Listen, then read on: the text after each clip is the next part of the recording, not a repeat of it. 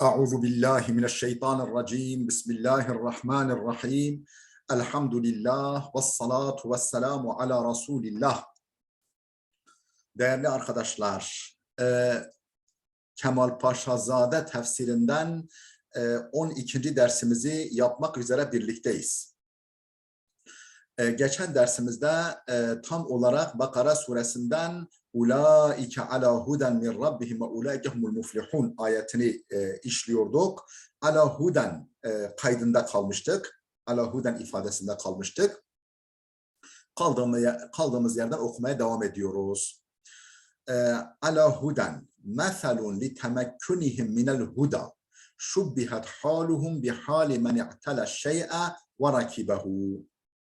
Bu meselun, bu bir temsildir, örneklendirmedir. لِتَمَكُّنِهِمْ مِنَ الْهُدَى Onların ne derece sağlam bir şekilde hidayeti elde ettiklerini, ne kadar sağlam bir şekilde hidayete imkan bulduklarını, hidayeti elde ettiklerinin temsilidir bu. Şubbihat haluhum bihali men i'tala şey'e ve rakibehu. Onların durumu bir şeyin üstüne çıkan ve ona binen bir kimsenin haline benzetilmiş. Mesela bir vasıtaya binen veyahut da yüksekçe bir yere çıkan bir kimsenin haline benzetilmiş onların hali.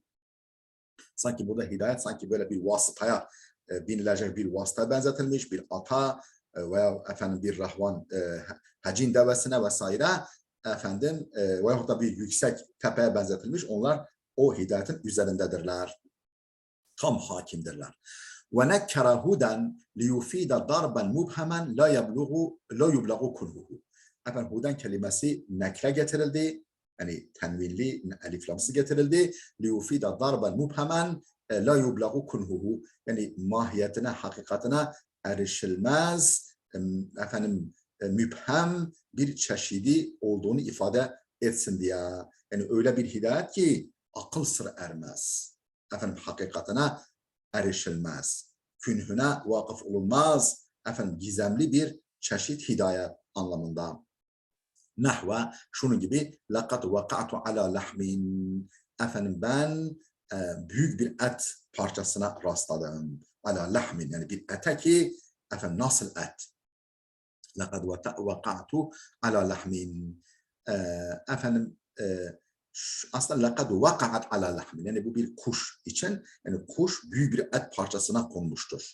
Büyük bir et parçasına. Vakat olursa ben kondum ama insanın ete konması çok yani alışılmış bir şey değildir. Yani kuş et-tairatu kuş vakaat ala lahmin büyük yani bir kartal bir akbaba düşünün büyük bir et parçasına konmuştur, kondu.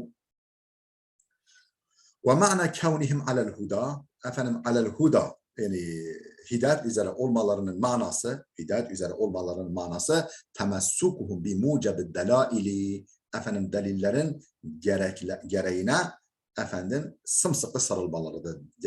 Deliller neyi gerektiriyorsa onlara sımsıkı sarılmalarıdır. Hidayet üzere olmalarının manası budur. لأن الواجب على المتمسك بالدليل çünkü delile sımsıkı sarılma لأن الواجب على المتمسك بالدليل delile sımsıkı sarılana gerekli olan nedir?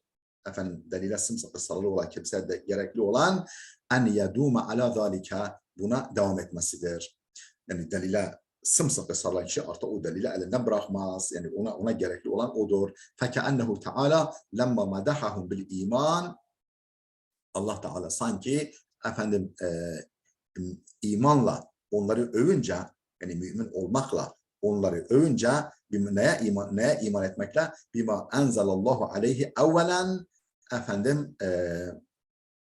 medahahum bil ikamete ala zalike saniyen medahum bil imani bima enzelallahu aleyhi evvelen yani Allah'ın Hazreti Muhammed'e indirdiğine iman etmekle önce onları övdü, önce onları Hazreti Muhammed'e indirilene iman etmekle övdü, övünce medahahum bil ikamete ala zalike saniyen ardından yani ikinci defa o iman üzere kaim olmakla da onları övdü.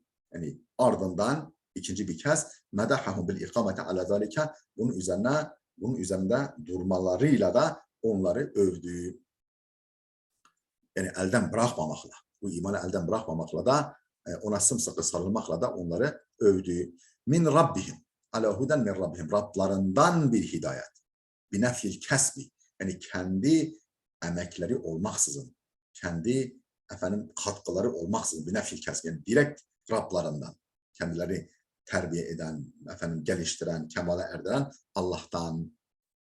وإثبات كونه لمحض العناية والعطاء كالشيء الذاتي المقارن لوجودهم في أول الكون وفيه زيادة تعظيم لتلك الهداية.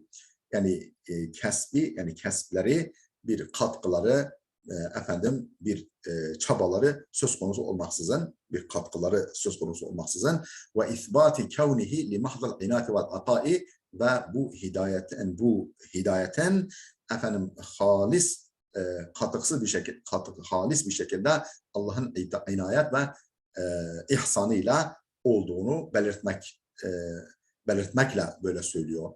Yani böyle söylemekle bu hidayetin halis, salt Allah'ın inayeti ve ihsanıyla olduğunu belirtmiş oluyor. Tıpkı keşşey-i zâtiyil mukarini li vücudihim fi evvelil kevn, sanki ilk yaratılışlarında varlıklarına eşlik eden zati bir şey gibi, yani özlerinden, yani Allah onları ilkin yaratırken varlıklarına, varoluşlarına eşlik eden zati bir şey gibiymiş gibi. Yani sanki doğuştan o hidayet onlarla beraber gibi. Ve fihi ziyadatu ta'zimin litilkel hidayeti, bunda o hidayeti ziyadesiyle tazim vardır. Ziyadesiyle yüceltme. Ve fihi ziyadatu ta'zimin litilkel hidayeti, bunda o hidayeti ziyadesiyle tazim, ziyadesiyle yüceltme vardır.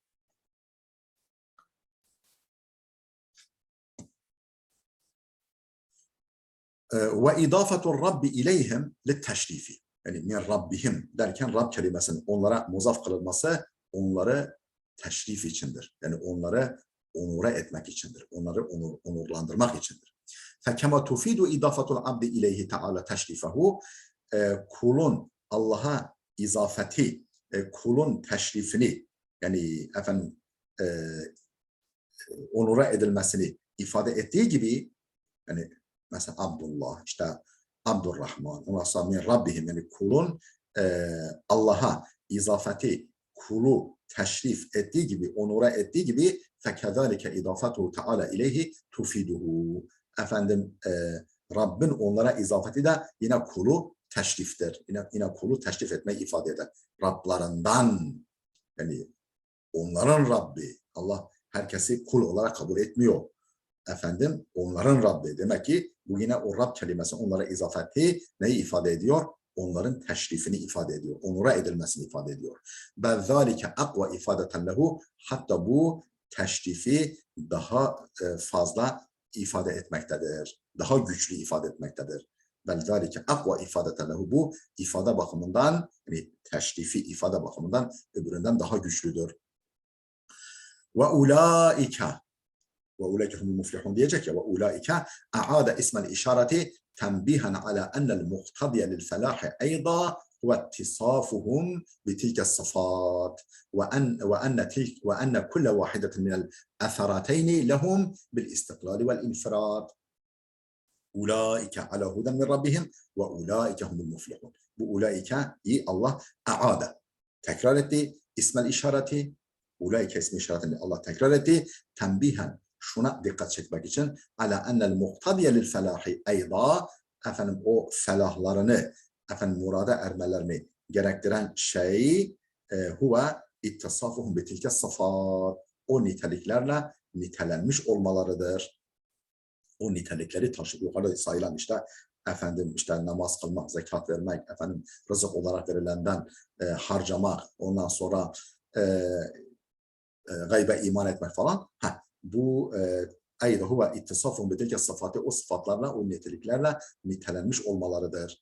Ve enne kulle vahidetin minel eserateyni lehum, onları tercih ettiren bu hususlardan her birisi, وأن كل واحد من الأثرة لهم بالاستقلال والانفراد. Yani efendim her birisi başlı başına ve müstakildir. Ve enne kulle vahide ala huden min rabbihim ve ulaike humul muflihun. Yani Rablarına bir hidayet üzere olmaları ayrı bir lütuf, efendim murada ermeleri ayrı bir lütuftur. Yani şuna da tembih içindir. Ve enne kulle vahidetin minel eserateyn, bu efendim üstün eserateyn, yani üstün tutulmalarından her birisi bil istiklali vel infirad, efendim başlı başına ve müstakildir.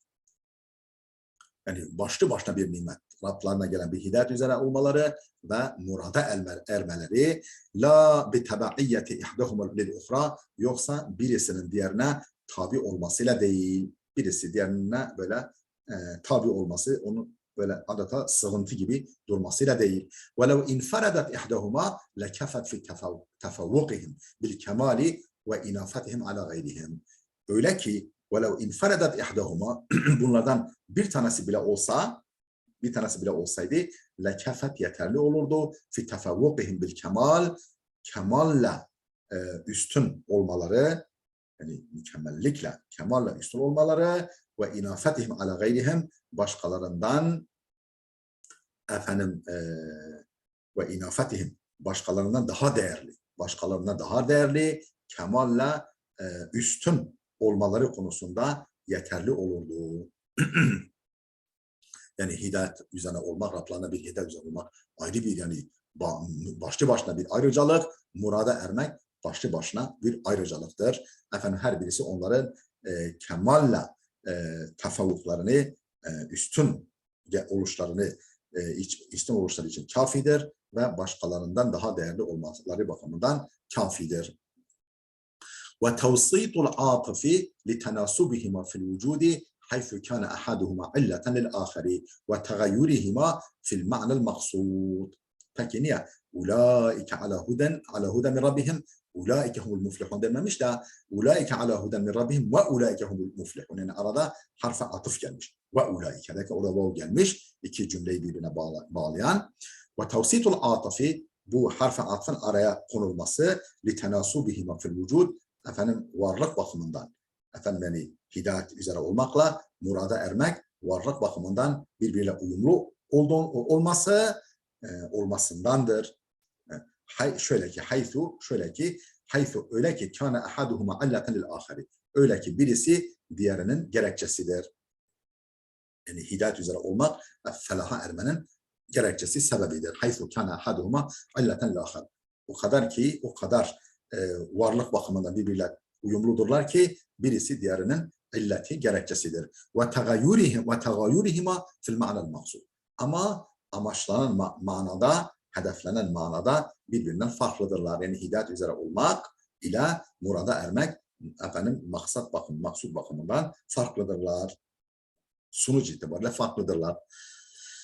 Yani birbirine uyumludurlar, varlık bakımından birbirine uyumludurlar. Ama maksud bakımından, amaç bakımından, hedef bakımından efendim daha doğrusu kastedilen mana bakımından farklıdırlar. Kastedilen mana bakımından. فَاِنَّ الْهُدَى حَاصِلٌ فِي الدُّنْيَا وَالْفَلَاحَ فِي الْآخِرَةِ. Çünkü hidayet dünyada hasıl oluyor, dünyada gerçekleşiyor. Murada ermek ise ahirette.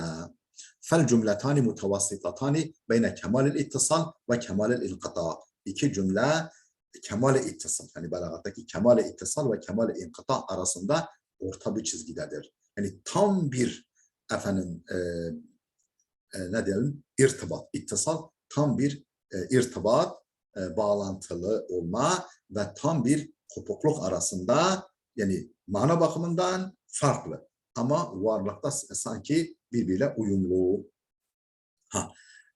O kadar ki birisi diğerinin sebebi, böylece iki cümle fel cümletani mutavassitatani orta çizgidedirler. Bene kemal-i ittisal, tam bir efendim ilişki ve kemal-i inkıta, tam bir efendim ne diyelim, kopukluk, tam bir efendim ilişkisizlik arasında orta bir çizgidedir. Kel en'ami vel gafiluna. Yani ulaike kel en'ami ve ulaike humul gafilun. Ulaike kel en'ami ve ulaike humul gafilun. ifadesinde olduğu gibi. Yani başka bir ayeti örnek getiriyor. فَاِنَّهُمَا شَيْءٌ وَاحِدٌ بِحَسَبِ الْمَقْصُودِ وَالْمَآلِ. Yani bağışlayın, hayvan gibi olma. Onlar hayvan gibidirler, hatta daha da gafildirler. Efendim, maksat ve sonuç itibarıyla ikisi aynıdır. Yani hayvan gibi olmak ve gafil olmak. İkisi sonuç itibarıyla ve yani amaç, maksut, yani kastedilen mana itibarıyla ikisi birdir. Ve in taaddada bihasabil lafzi vel mefhum, efendim, ama hayvan gibi ve gafil, bu ikisi lafız ve mefhum bakımından farklıdırlar. Yani ve in taaddada, her ne kadar çeşitlilik gösteriyorsa da, farklılık gösteriyorsa da bihasabil lafzi vel mefhum, lafız ve mefhum itibarıyla. Humul muflihun. Uleyke humul muflihun. El muflih, humul muflihunu açıklıyor. Hum faslu. Yafsilul habara anis sıfati. Efendim, uleyke ala huden min rabbihim ve uleyke el muflihun. Ve uleyke humul muflihun. Burada hum bir fasıldır, ara ifadedir. Yafsilul habara anis sıfati. Efendim, el muflihun haberdir. Sıfat olmasına engeldir. Sıfat olmamak için araya girmiş. Mesela ulaikel muflihun olsaydı, ulaike mevsuf, el muflihun onun sıfatı kabul edilebilirdi. Ama ulaike humul muflihun deyince tek seçenek kalıyor. Ulaike mubtada, hum zamire fasıl, el muflihun ulaikenin haberi. Buradaki hum faslun bir ara ifadedir. Yafsilu bir engeldir, ayırıyor. El habere anis sıfatı, haberi sıfattan ayırıyor. Yani el muflihun haber olabilirken, sıfat olabilirken haber sıfat olmadığını, haber olduğunu ortaya koyuyor. Ve yuakkidu en nispete. Bir de efendim onların felaha mensup olduklarını vurguluyor. Ulaike humul muflihun. Onlar kamil manada felaha erenlerdir. Bu nispeti, yani onların felahla olan, murada ermekle olan münasebetini pekiştiriyor. Ve yufidu ihtisasel musnedi bil musnedi ileyhi. Efendim, musnedun ileyha özgürlüğünü ifade ediyor. Musnedun ileyha özgürlüğünü ifade ediyor. Yani musned hangisi? Ulaike. Musnedun ileyhi hangisi? El muflihu. Musned ulaike el muflihun musnedun ileyh. Yani mubtada ulaike humul muflihun. Efendim, daha doğrusu el muflihun musnedun ileyh, ulaike musned. Yani onları felaha nispet ediyor. Ulaike humul muflihun. Ulaike musnedun ileyh, el muflihun musned. Yani felahı onlara isnat ediyor. Efendim, felahın onlara ait olduğunu, onlara özgü olduğunu ifade ediyor. Ve yufidu ihtisasel musnedi bil musnedi ileyh. Yani efendim, musned el muflihun musned ileyh ulaike. Ev mubteda'un. Yahut da hum mubtedadır. Vel muflihune haberuhu. Ulaike mubtada, hum ikinci bir mubtada. El muflihune hum mubtadasının haberi. İkisi beraber ulaike'nin haberi. Ev mubteda'un vel muflihune haberuhu. Vel cümletu haberu ulaike. Efendim, cümle olarak hum muflihun cümlesi ulaike mubtadasının haberidir. Bu ikinci bir ihtimal. Vel muflihu az-zafiru bi matlubihi. Yani ulaike humul muflihundaki muflih, tekili olan muflih ne demek? Efendim, amacını elde eden, muradına erendir demektir. Vel felahu el hayrul maktu'u. Efendim, felah nedir? Kesin hayırdır. El hayrul maktu'. Kesin. Efendim, garantili faydadır. Garantili faydadır. Ve minhu yuqal, işte bu kullanımla şöyle denmektedir. El fellahu, fellah denir. Fellah kimin için? Lil mukari vel ekkar. Efendim, mukari ve ekkar için. Yani tarlayı süren ve su arka açan. Yani çiftçilik için tarlayı süren, tarlayı yaran, su arklarını açan, sulama için arkları açan kimse için el fellah denir. Fellah, çiftçi anlamında. Liqat'ihimel arda fil kirai vel kirab. Çünkü tarlayı sürerken efendim su arkını açarken onlar arzı yarıyorlar. Likatihimel arza, arzı yardıkları için fil kirai vel kira. Efendim su kanallarını açarken ve yeri toprağı sürerken. Ve fil meseli el hadidu bil hadidi yuflahu. Yani darbe meselde atasözünde şöyle denilmiş, Arap atasözü, el hadidu bil hadidi yuflahu, çivi çiviyi söker. Bizim Türkçemizde böyle. Yani demir demirle kesilir. Bizim Türkçemizde bunun karşılığı nedir? Çivi çiviyi söker. El hadidu bil hadidi yuflahu, yani yoktahu. Yani demir demirle kesilir. Ey yoktahu ve yuslahu, yani demir demirle kesilir, demir demirle düzeltilir. Ve ta'rifu el-muflihun. Ulaike humul muflihun. Ulaike hum muflihun dememiş ve ulaike muflihun dememiş. Elif lamsı gelmemiş. Elif lamlı marife gelmiş. Buradaki marifelik liddelalete ala ennel muttakine humun nasullezine belagake ennehumul muflihune fil ahireti. Belirli marife gelmesi şuna delalet etmek içindir ki ennel muttakine, muttakiler humun nasullezine, o insanlardır ki belagake ennehumul muflihun. Efendim murada erdikleri, senin kulağına gelen, sana ulaşan o insanlardır takva sahipleri. Yani birilerinin felaha murada erdiğini duymuşsun, işte bu takvalılar onlardır. O murada erdiklerini duyduğun kimselerdir. Bunu ifade etmek içindir. Nerede? Fil ahiret. Yani ahirette efendim murada erecekleri senin kulağına gelen, duyduğun kimselerdir bu takva sahipleri. Ev el-işareti ila ma ya'rifuhu kullu ahadin min hakikatil muflihine ve hususiyatihim. Yahut da liddelalete ala enne ev lil-işareti. Liddelalete ev lil-işareti ve şuna işaret etmek içindir. İla ma ya'rifuhu kullu ahadin min hakikatil muflihin ve hususiyatihim. Yani felaha erenlerin hakikati ve hususiyetlerinden herkesin bildiği şeye işarettir. Yani felahı, herkes bilir ki felaha erenler kimler? Yani felaha ermek ne? Yani herkes bilir ki felaha ermek nedir? Herkesin bildiği felaha erme أو الإشارة إلى ما يعرفه كل أحد من حقيقة المفلحين وخصوصياتهم. Felaha erenlerin hakikati ve hususiyetlerinden herkesin bildiği şeye işaret içindir. Efendim. ولا دلالة في الآية على خلود الفساق من أهل القبلة في العذاب. Ayette ehli kıbleden, yani müminlerden, ehli kıbleden fasıkların ebediyen cehennemde kalacağına bir delalet yoktur. Yani bunları yapanlar murada erenlerdir. Efendim demek ki öbürleri ebediyen cehennemdedirler. Buna bu şekilde bir delalet yok. Yan bir mesaj yok. Ve la delalete fil ayete. Ayette bir delalet, bir işaret yoktur. Ala huludil fussaki min ehlil kıble.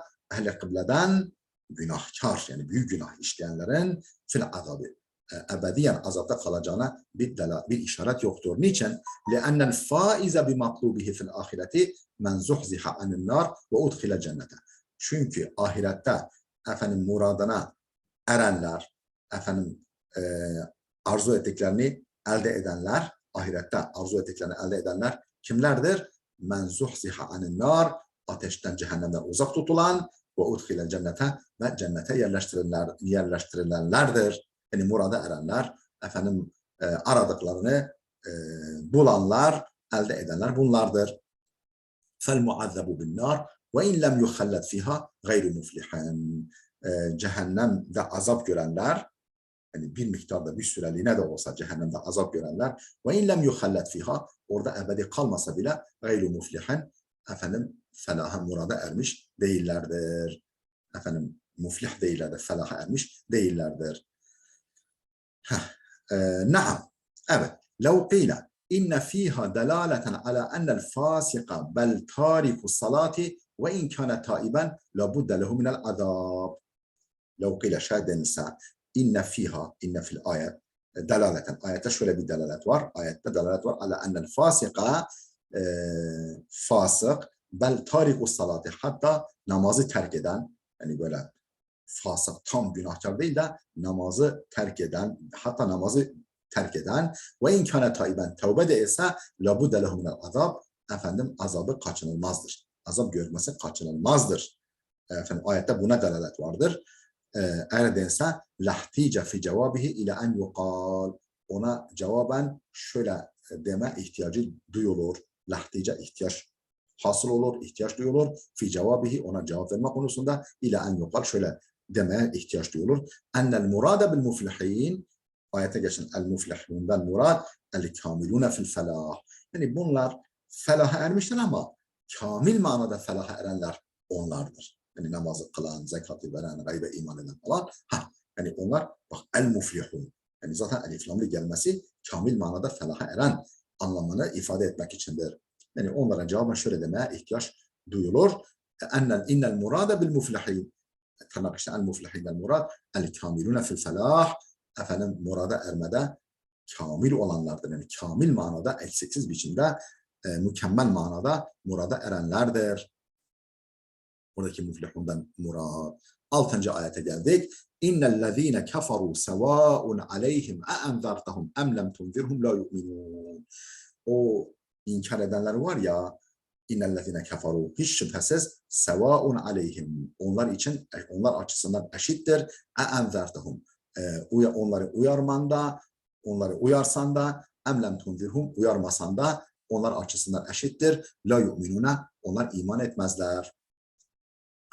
Bunu tefsir ediyor. İnnellezîne keferû lemma encezel kelâme fi takriri ma siqa lehu ila zikri khâssati ibadihi ve hulâsati evliyaihi bi sıfatihim allati ehhelethum demiş ama ehhelethum olacak değerli dostlar.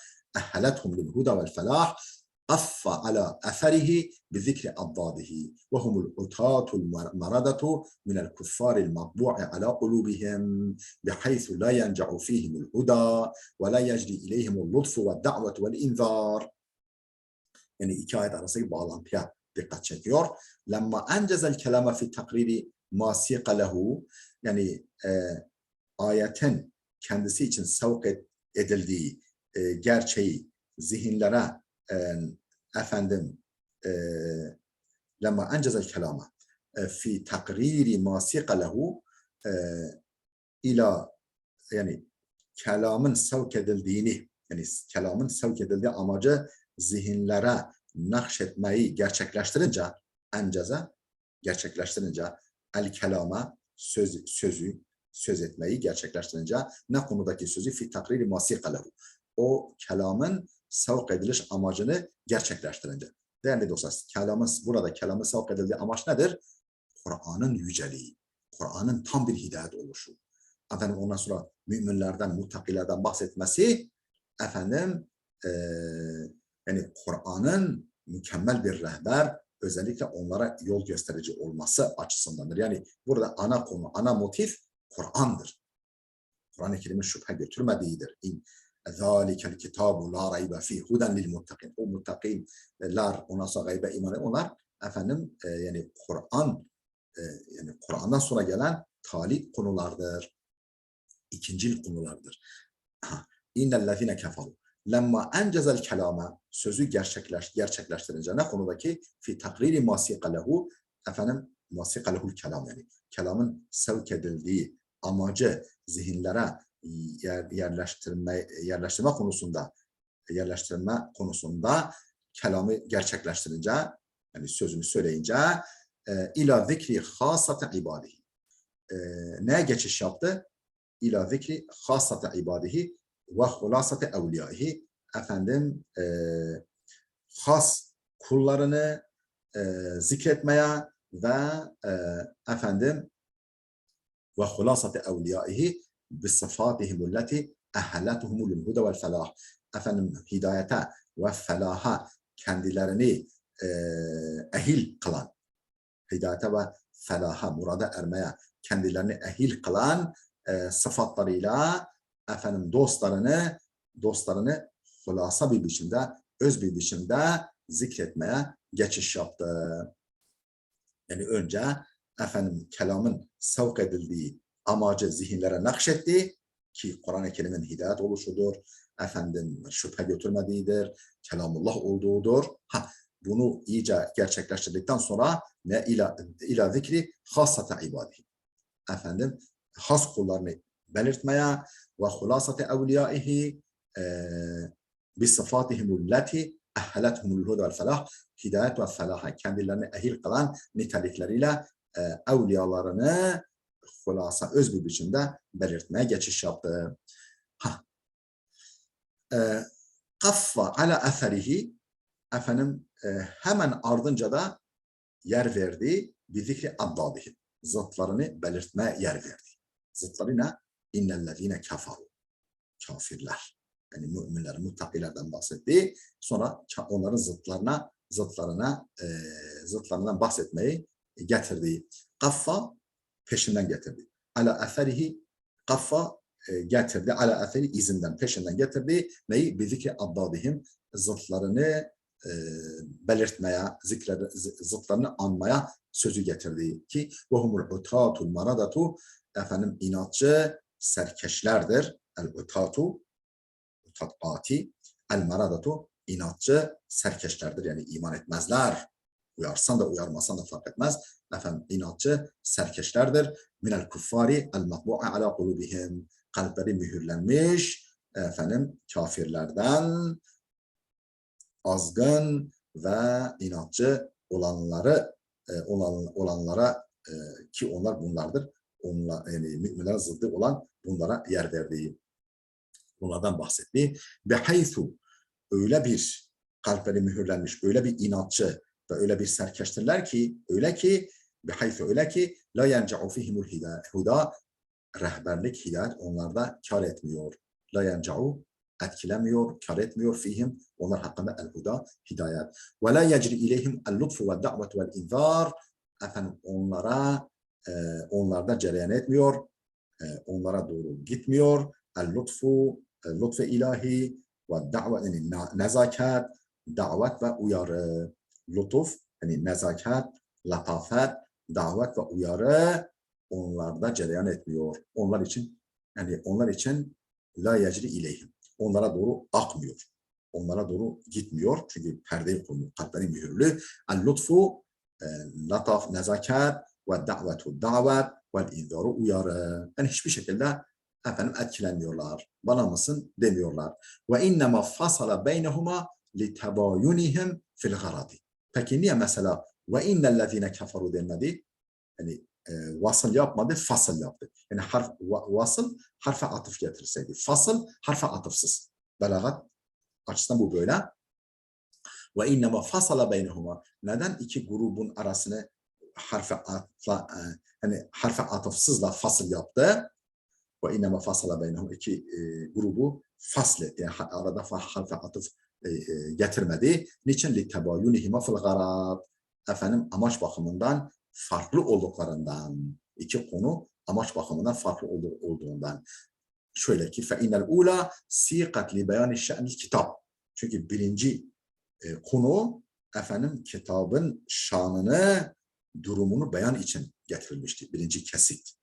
Ta elif lam mim zalikel kitabu la raybe fih. Böyle.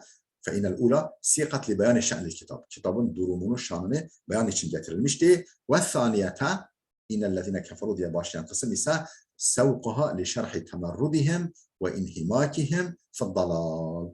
Bunların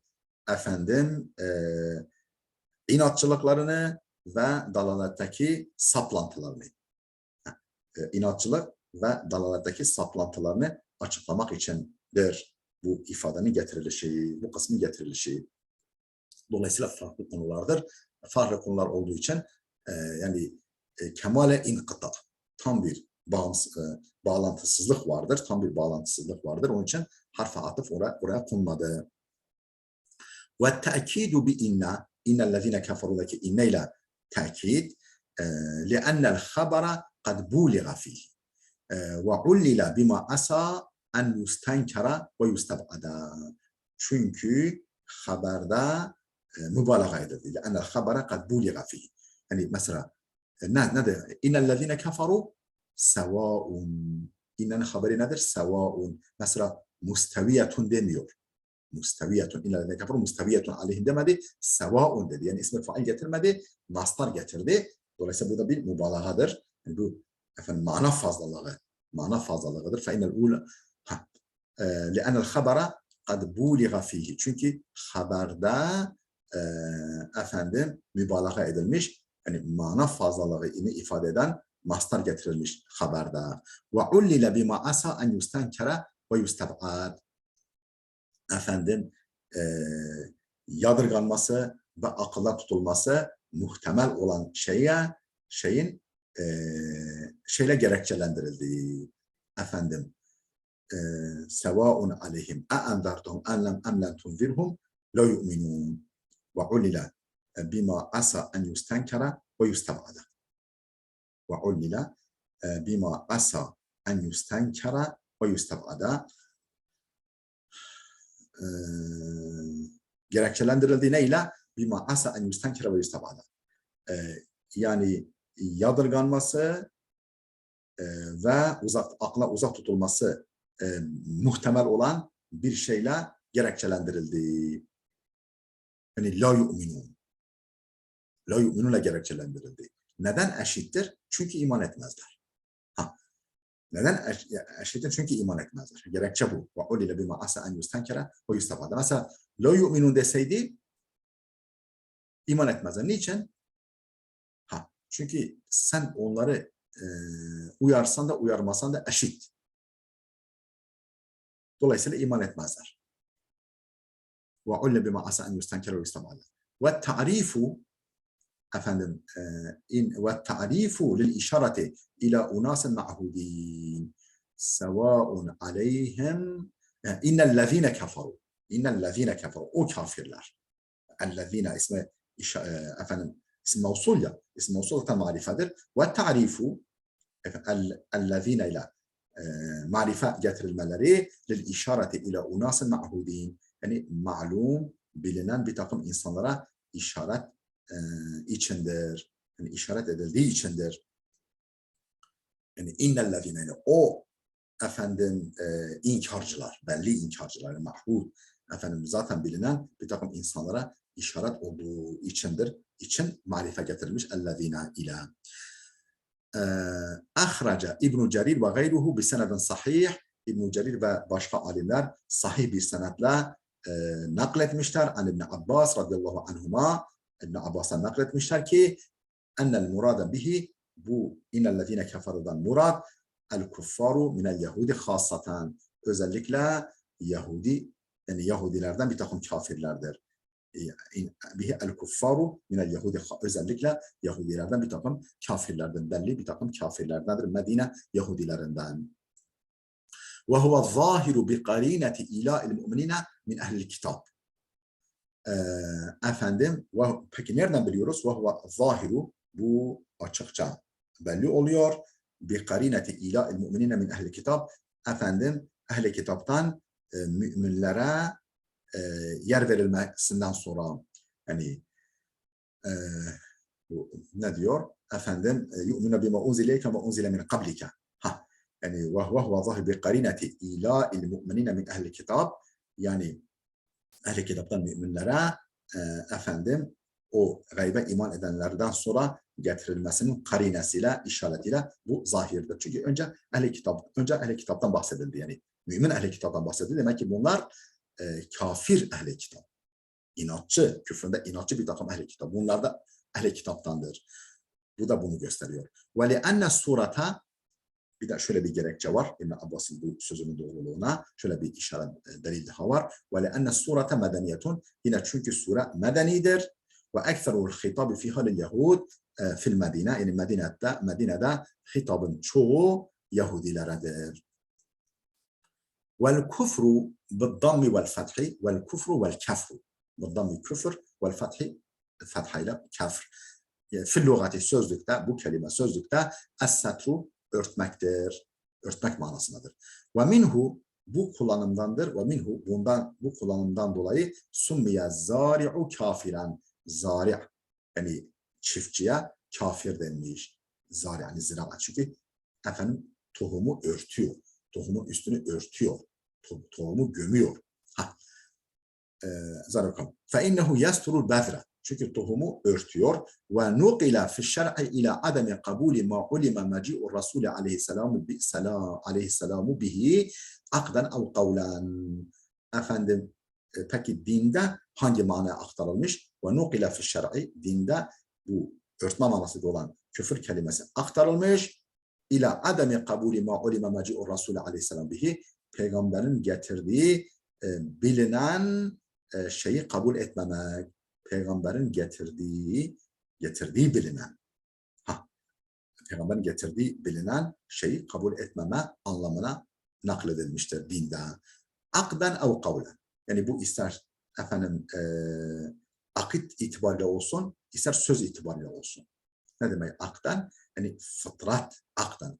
Yani bu yani fıtratımıza yüklenen ilahi akitle olsun, hani fıtratımızın gereğiyle olsun, ev kavlen ve da peygamberin seslendirdiği şeylerle olsun.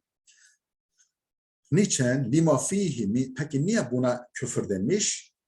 Yani peygamberin getirdiğini kabul etmeme. Yani niye küfür denmiş? Küfür kelimesi bu manaya niye aktarılmış? Lima fihi min satri nuril fıtratil asliyeti. Çünkü bu peygamberin getirdiğini kabul etmemede fıtrat nurunu örtmek, yani asli fıtrat, yani asli fıtratımızın, yani vicdanımızın saldığı nuru örtme, ellezî huve bedrul kemal, ki bu efendim fıtratımızın nuru kemalin tohumudur. Mükemmel insan olmanın efendim tohumudur.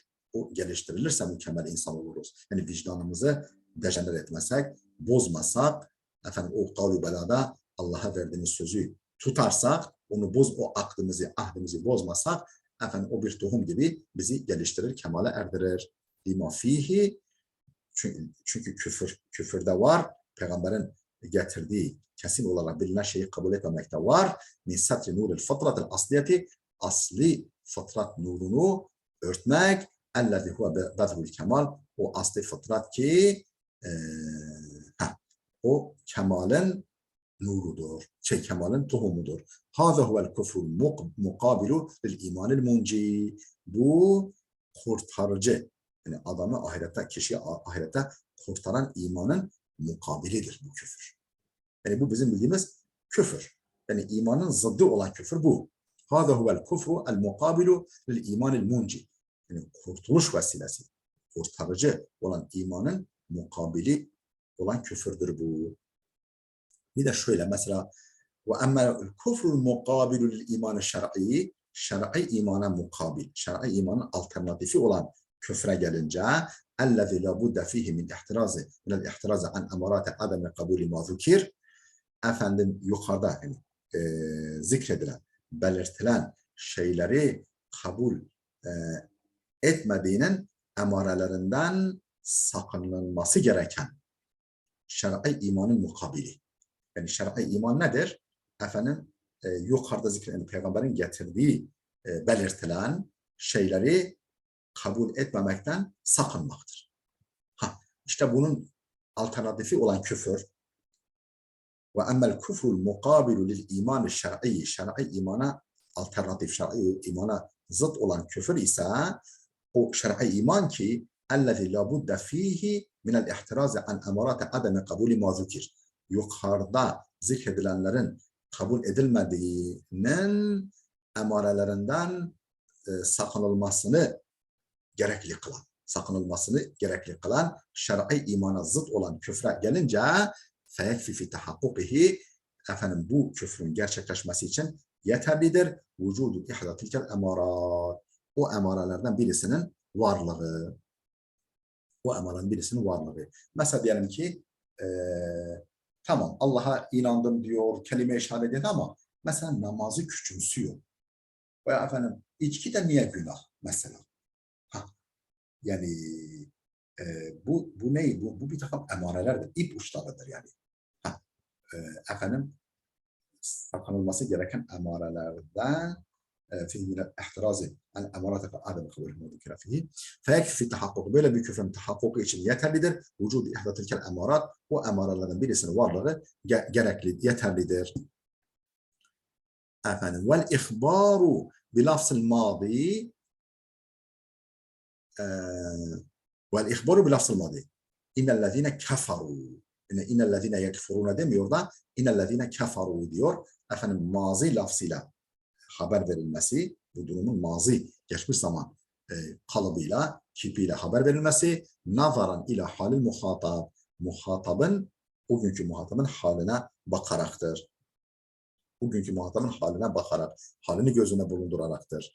لِأَنَّهُ مَقْصُودٌ بِالْاِفَادَةِ Çünkü onun hali, efendim, ifadenin amacıdır. Buradaki ifadenin amacı onların halini belirtmektir.